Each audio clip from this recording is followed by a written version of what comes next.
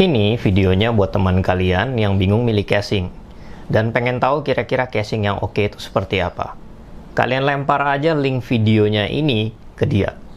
Kita review casingnya ini sambil nambah ilmu. Ini adalah casing Simbada tahun 2009. Memang dia sudah tua, tapi dari yang tua ini kita bisa belajar paling banyak. Kenapa pilih casing tua ini? Ya karena layout casing PC ini yang paling simple dan fiturnya bisa dibilang lengkap. Dan Simbada itu sudah kayak merek sejuta umat buat tahun itu. Kalau case yang sekarang seringkali sudah banyak yang fiturnya dipangkas. Kayak bagian depannya yang sering dibuat mulus flat sudah nggak ada apa-apanya. Harapan kami setelah nonton video ini, kalian bakal ngerti pengetahuan umum yang basic-basic tentang casing PC. Kita mulai dari tampak depan dulu. Bagian yang depan ini, nama Inggrisnya adalah front cover. Saya nggak akan jelasin speknya lagi, saya jelasin yang penting-penting aja. Dari atas dulu, bagian atas casing PC ini biasanya dipakai untuk CD-ROM. Tapi CD-ROM sudah hampir tidak dipakai lagi sekarang. Sekarang zamannya sudah pakai WiFi, pakai flash disk. Biasanya di casing baru disediakan satu aja di paling atas, dan itu biasanya bakal diisi untuk USB atau card reader yang front panel. Kalau kalian kerja di percetakan atau terima desain, biasanya masih pakai itu. Gunanya untuk apa? Ya untuk card reader atau flash disk. Kita turun ke bawah. Di bagian bawah ini adalah lubang floppy disk. Ini juga sekarang sudah jarang sekali ada. Kalau untuk penggunaan sekarang, itu gunanya ya sama untuk card reader atau baca flash disk. Kita turun lagi ke bagian bawah, ke USB. Peletakan USB di sini, ini ada artinya guys. Biasanya kalau USB-nya ada di bagian bawah dari front cover ini, berarti casingnya idealnya ditaruh di atas meja. Kalau USB-nya ditaruh di depan sini, berarti dia bisa ditaruh di lantai, enak taruh di lantai.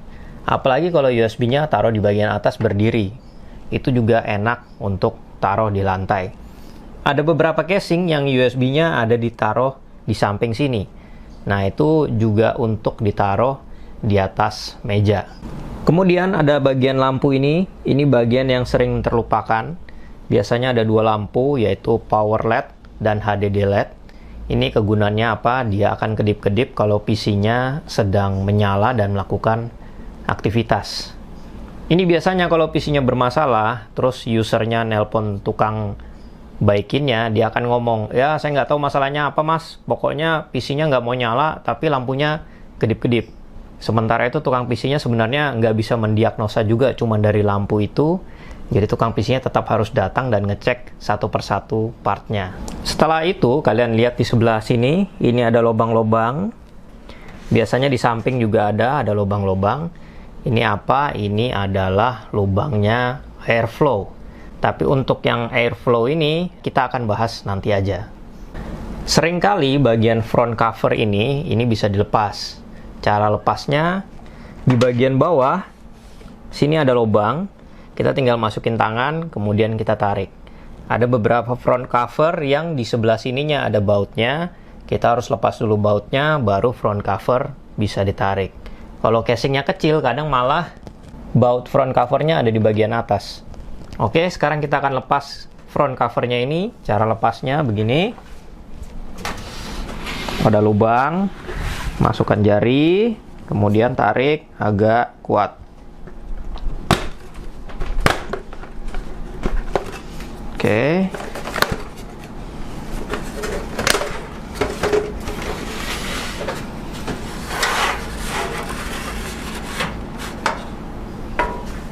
Setelah dibuka, kalian bisa lihat ini ada tempat untuk memasang fan. Kenapa dibuka? Karena seringkali kalau kita taruh fan di sini, cara masangnya itu harus dibaut dari sebelah luar. Jadi front covernya harus dibuka terlebih dahulu. Ngomong-ngomong front cover, kalau untuk keinginan saya ya, buat saya sih pribadi yang ideal, bentuk layoutnya itu mungkin satu yang tempat besar ini di paling atas. Kalau saya kepengen suatu saat masang extension USB atau card reader. Kemudian bagian yang flash disk ini kalau bisa ada 2 tempat USB di bagian atas kalau saya. Kenapa? Karena kalau di bagian bawah casingnya taruh di lantai, nancepnya nanti nggak enak. Jadi lebih baik di bagian atas ini, mau taruh di meja juga enak, mau taruh di lantai juga tetap enak. Dan kemudian lubang mic dan headphone jack yang bisa bekerja dengan baik. Karena seringkali banyak lubang mic dan headphone jack yang tidak bekerja dengan baik. Oke, mumpung sudah terbuka, kita lanjut ke airflow. Atau kita ke bahan dulu lah ya. Sekarang kita lanjut ke bagian bahan. Seperti yang kalian lihat, inilah nasib casing yang sudah berumur 10 tahun lebih. Kebanyakan bahan casing ya kurang lebih seperti ini. Kalau sudah berumur 10 tahun, dia akan muncul beberapa karat-karat. Sini bisa dilihat. Nah, kalian bisa lihat ini bagian yang berwarna hitam-hitam. Ini adalah karat-karat. Ini sebenarnya tidak mempengaruhi fungsi casing secara langsung, cuman ya jujur aja cuman tidak enak dilihat aja. Kita lihat bodinya secara overall. Untuk casing yang ini masih bisa dibilang sangat bagus. Kenapa? Karena nggak ada bagian yang bonyok-bonyoknya. Biasanya kalau casing sudah berumur 10 tahun, dia pindah beberapa kali dengan bahan yang kualitas harga terjangkau seperti ini, kebentur dia bakal bonyok. Kalau casingnya harganya lebih mahal, lebih bagus, bahannya lebih bagus, dia nggak akan bonyok kalau kebentur, paling cuma catnya aja yang terkelupas sedikit-sedikit. Ngomong-ngomong soal bahan, di mana aja sih perbedaan bahan yang bagus dan bahan yang biasa? Contohnya itu ya misalnya lubang USB. Lubang USB yang kalau bahannya biasa seperti ini, dipakai sampai 3 tahun, 2 tahun, dia mulai longgar. Kemudian kalau kita mau pasang flash disk, otomatis flash disknya harus digoyang-goyang posisi tertentu terlebih dahulu, baru flash disknya bisa berjalan dengan baik. Kalau bahan untuk pemasangan motherboard, bagian penempatan baut ini, kalau bahannya yang biasa seperti ini, dia beberapa kali ganti motherboard, maka bagian dalam ini dia bisa dol. Mungkin tidak bisa dilepas, atau diputarnya sudah tidak bisa kencang lagi.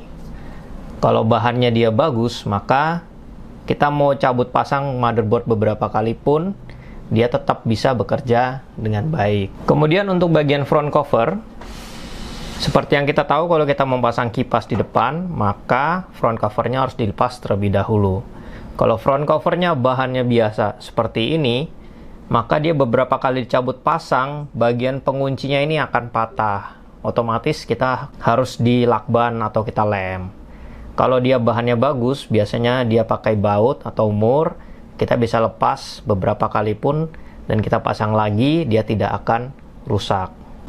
Kelebihannya bahan bagus, ya semua yang itu tadi tuh. Kekurangannya bahan bagus, ya jujur aja, dia lebih mahal. Tapi kalau kita isi dalamnya mahal, ya kita pakai casing yang sudah bermerek, seperti misalnya NZXT atau Inwin, dan casing bermerek yang lain. Ya, kita akan terlepas dari semua masalah kecil itu tadi. Ngomong-ngomong soal ukuran, ini ya, kalau kalian membeli casing yang dia tertulis, dia mendukung motherboard full ATX yang besar, ini contohnya. Kalau dia mendukung board ukuran sebesar ini, tertulis di kertas, tapi case-nya tidak terlihat besar, kita harus berhati-hati.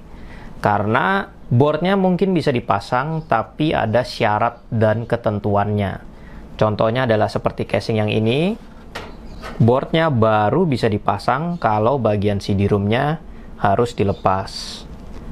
Atau ada beberapa casing yang board besar baru bisa dipasang ketika tempat harddisk di bawahnya harus dilepas terlebih dahulu. Tetapi kalau dia dipasangkan dengan motherboard ukuran biasa seperti ini, maka tidak ada syarat dan ketentuan yang berlakunya, kita tinggal langsung pasang saja. Ukuran yang seperti ini adalah namanya micro ATX atau MATX. Motherboard MATX ini kalian juga harus hati-hati karena dia ada dua ukuran. Ada MATX yang biasa seperti ini, ada MATX yang lebar. Ya, ini adalah contoh MATX yang lebar. Ini saya taruh bersampingan biar kelihatan. Baru casingnya jatuh ya, anjir. Ya, kalian harus memperlakukan barang-barang seperti ini dengan berhati-hati, tidak boleh dijatuhin ya. Ini adalah barang bekas. Kalau barang baru jatuh bisa rusak.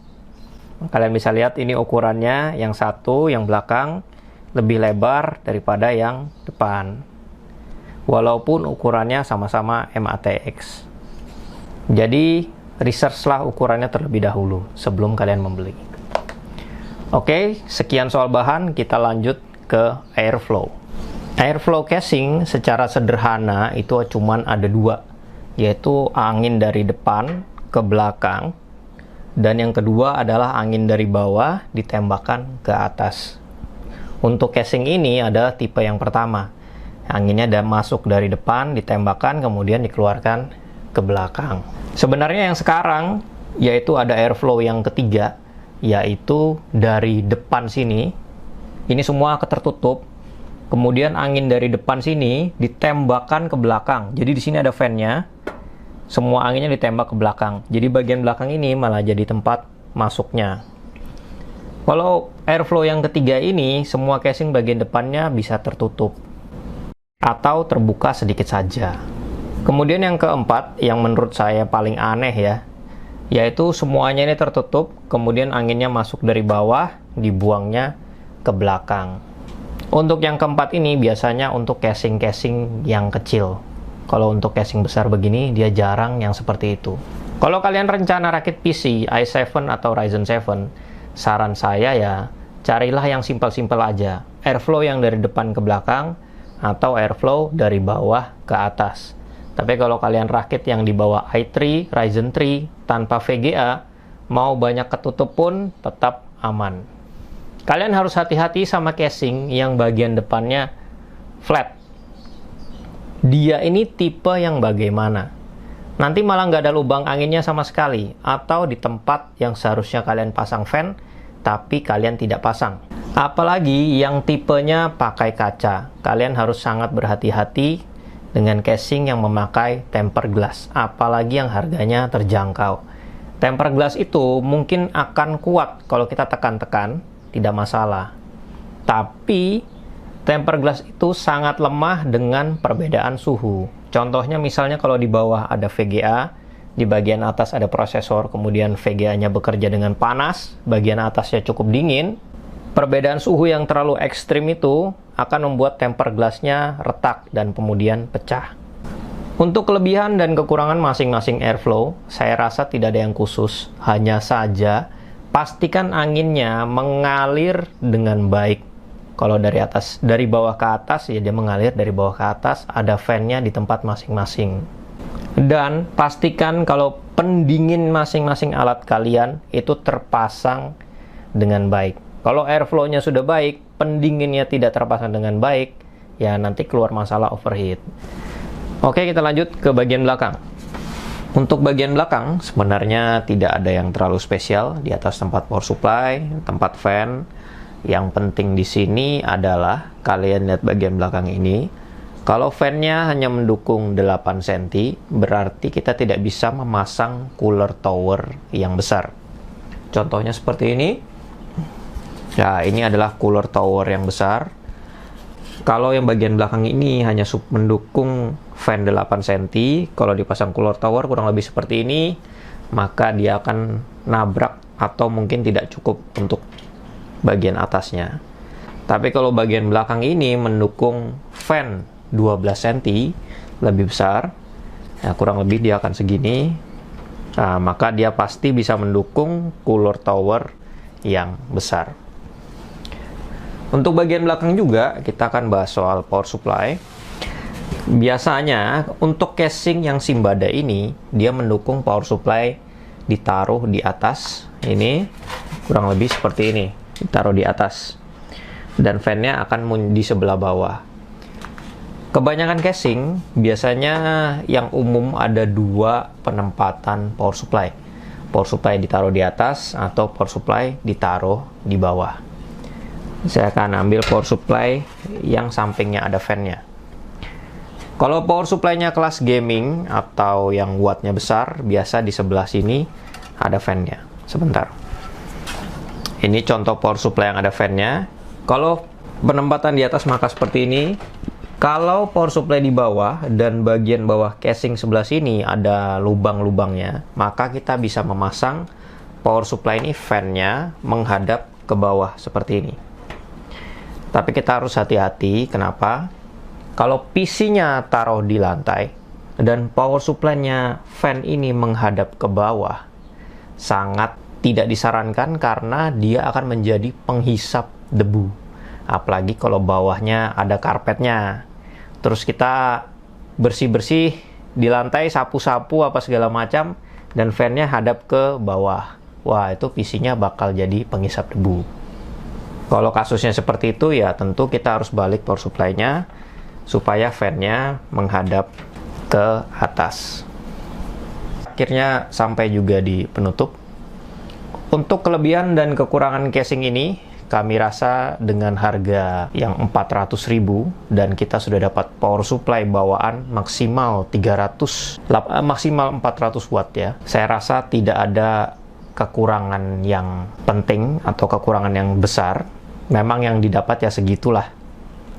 Tapi ada syarat dan ketentuannya supaya PC-nya bisa berjalan dengan baik. Dengan power supply bawaan itu, maksimal kalian bisa pakai kelas i3 Ryzen 3 tanpa VGA. Kalau kalian mau pakai VGA, apalagi yang ada power pin-nya, sangat disarankan untuk mengganti power supply bawaan casing ini dengan power supply yang lebih baik. Kemudian saran dari saya ya, kalau kalian power user yang sering banget duduk depan PC, maka carilah casing yang berkualitas. Apalagi kalau sering upgrade parts, sering bongkar pasang partnya. Kemudian research-lah dulu sebelum kalian membeli.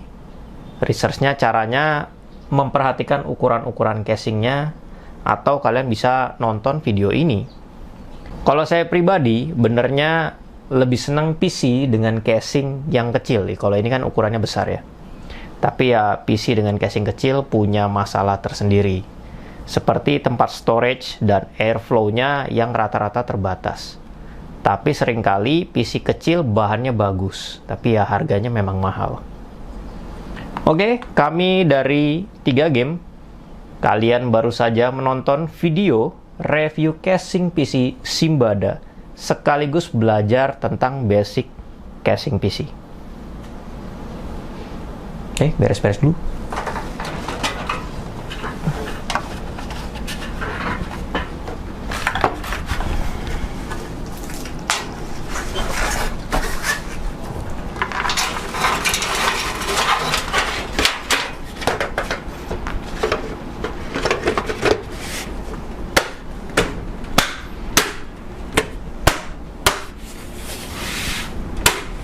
Casing legendaris ini, 10 tahun lebih.